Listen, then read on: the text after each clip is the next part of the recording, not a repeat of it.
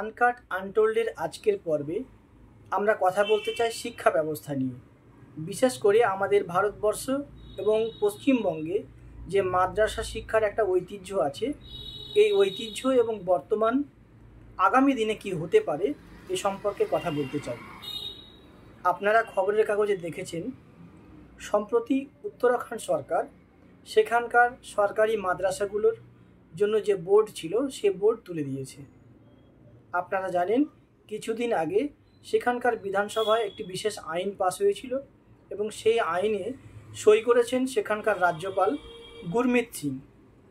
স্বাভাবিকভাবে উত্তরাখণ্ডের মাদ্রাসা শিক্ষা বোর্ড এবং বেসরকারি আরবি ফার্সি মাদ্রাসা যেগুলো রয়েছে সেগুলো আগামী বছর থেকে অকার্যকর হবে, অর্থাৎ সাধারণ বোর্ডের সঙ্গে মিশে যাবে। পৃথকভাবে সেখানে কোনো মাদ্রাসা বোর্ড আর থাকবে না। অসমের ক্ষেত্রেও এই ঘটনা ঘটেছিল। আসলে আগামী দিনে ভারতবর্ষে সমস্ত মাদ্রাসাগুলোকে সরকার তুলে দিতে চায়। তার জন্য একটি বিশেষ কৌশল অবলম্বন করছে। প্রথমত, শিক্ষা ব্যবস্থার মানকে তলানিতে নিয়ে যাওয়া। স্বাভাবিকভাবে ছাত্রদের মধ্যে অকৃতকার্যকর হওয়ার সংখ্যা বাড়বে, অর্থাৎ বেশিরভাগ পড়ুয়া ফেল করবে, তারা নির্দিষ্ট মানে পৌঁছতে পারবে না, অর্থাৎ গুণমান কমবে। তখন সাধারণভাবে ছাত্রছাত্রীরা বা তাদের অভিভাবকরা অন্যত্র যেতে চেষ্টা করবে। আপনারা দেখতে পাচ্ছেন গোটা দেশ জুড়ে বেসরকারি শিক্ষা প্রতিষ্ঠানের একদিকে রমরমা বাড়ছে, অন্যদিকে সরকারি শিক্ষা প্রতিষ্ঠানের যে গৌরব সেটা আস্তে আস্তে হারিয়ে যাচ্ছে। কেন হারাচ্ছে? আসলে সরকার যে ওয়েলফেয়ার স্টেট, অর্থাৎ জনকল্যাণমুখী যে সরকার হবে, এটা কখনো চাইছে না। এই জন্য শিক্ষা ব্যবস্থাকে আস্তে আস্তে শেষ করে দেওয়া হচ্ছে, যেন মানুষ তিতি বিরক্ত হয়ে যায়, বেসরকারিকরণের পথে হাঁটে। সরকার সাধারণ মানুষের কোনো দায় নিতে চাইছে না বলেই মনে হয়। এবং আপনারা জানেন, প্রায় জুন জুলাই মাসে কেন্দ্রীয় সরকার বেশ কয়েকটি রাজ্যকে একটি বিশেষ চিঠি দিয়েছে।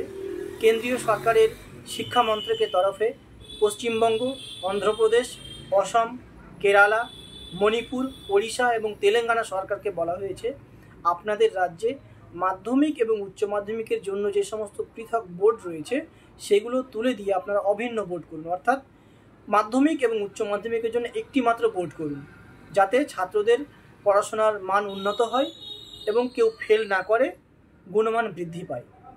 কেন্দ্রীয় সরকারের যুক্তি, বর্তমানে গোটা দেশে প্রায় 66টি শিক্ষা বোর্ড আছে। মাধ্যমিক এবং উচ্চ মাধ্যমিক মিলিয়ে ভারতবর্ষে এখন 66টি শিক্ষা বোর্ড রয়েছে এবং বলা হচ্ছে এই বোর্ডগুলির মধ্যে 33টি বোর্ডের মধ্যে শিক্ষার যে মান তা অনেক উন্নত। সেখানে প্রায় 97% ছাত্রছাত্রী পড়াশোনা করে। বাকি 33টি বোর্ডে মাত্র 3% পড়ুয়া পড়াশোনা করে। তাদের যুক্তি, এই ধরনের ছাত্র বৈষম্য, অর্থাৎ কোথাও ছাত্র বেশি কোথাও ছাত্র কম, এতে শিক্ষার মান তলানিতে যাচ্ছে। কেন্দ্রীয় সরকারের আরও যুক্তি যে ছাত্রদের মধ্যে ফেল করার প্রবণতা বাড়ছে, কারণ দুটো প্রতিষ্ঠানের অর্থাৎ দুটো বোর্ডের মধ্যে সিলেবাস এবং পরিকাঠামোগত একটা পার্থক্য রয়েছে। তাই এক জায়গায় নিয়ে গেলে শিক্ষার মান উন্নত হবে। আসলে কেন্দ্রীয় সরকার এইভাবে দুটি বোর্ডকে তুলে দিয়ে পৃথক, অর্থাৎ অভিন্ন পৃথক বোর্ড তুলে দিয়ে একটা যে অভিন্ন বোর্ড করতে চাইছে, এর মূল উদ্দেশ্য মাদ্রাসাগুলোকে টার্গেট করা। সরকার আসলে মাদ্রাসা শব্দটি উচ্চারণ করতে চাইছে না। আসলে সমস্ত বোর্ড তুলে দিয়ে বিভিন্ন রাজ্যে একটি মাত্র বোর্ড হওয়ার অর্থ এই যে বিভিন্ন রাজ্যে আজও যে সমস্ত মাদ্রাসা বোর্ডগুলো রয়েছে সেগুলো তুলে দিতে বাধ্য হবে। আসলে মাদ্রাসা শব্দটি উচ্চারণ না করেই মাদ্রাসাকে শেষ করার জন্য এভাবে একটা মোটামুটি পরিকল্পনা গ্রহণ করা হয়েছে। আপনারা জানেন, এই পরিকল্পনার বিরুদ্ধে ভিন্ন স্বরও আছে। আমাদের রাজ্যের সিলেবাস কমিটির প্রাক্তন চেয়ারম্যান, বিশিষ্ট শিক্ষাবিদ অভিক মজুমদার বলেছিলেন, শুধুমাত্র বোর্ডকে তুলে দিয়ে অভিন্ন বোর্ড করলেই সমস্যার সমাধান হবে না, এর জন্য পরিকাঠামো বিনির্মাণ করতে হবে।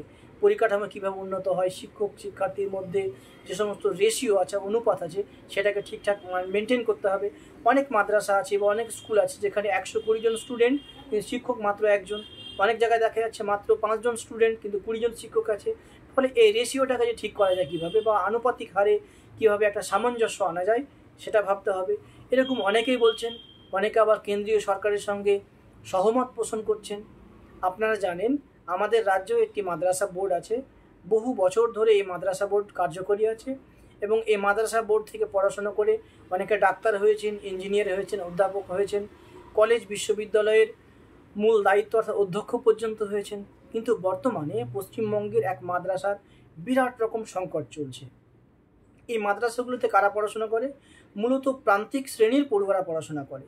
আপনারা জানেন রাজ্যের প্রায় 2-3টি মাদ্রাসা এমনও আছে যেখানে মুসলিম ছাত্রছাত্রীদের থেকে অমুসলিম ছাত্রছাত্রী অনেক বেশি। পুরুলিয়ার একটি মাদ্রাসা আছে যেখানে প্রায় 80% বা 90%-র বেশি অমুসলিম পড়ুয়া পড়াশোনা করে।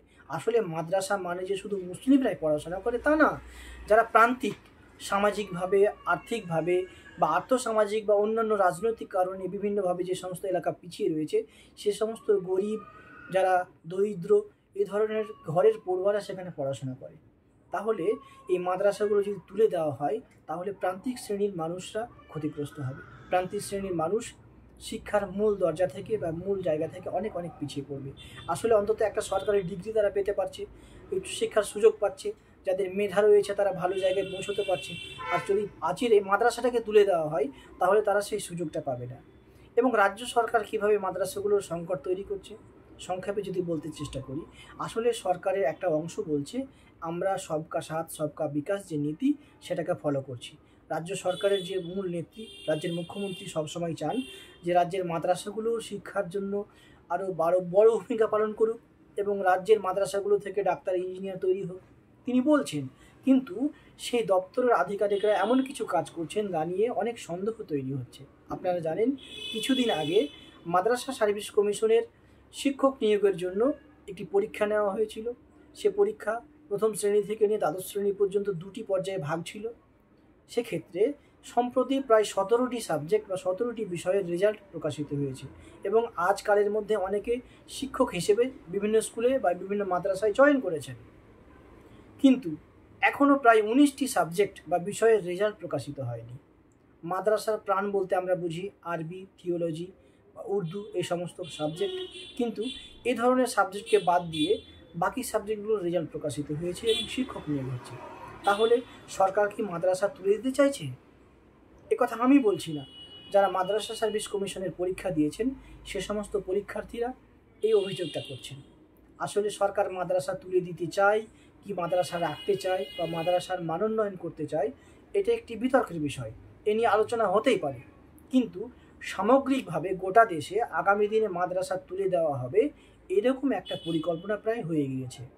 কেন্দ্রীয় সরকারের দোহাই দিয়ে বিভিন্ন রাজ্য সরকার এই মাদ্রাসাগুলো তুলে দেবে কিংবা দিতে বাধ্য হবে বলে আমার মনে হয়।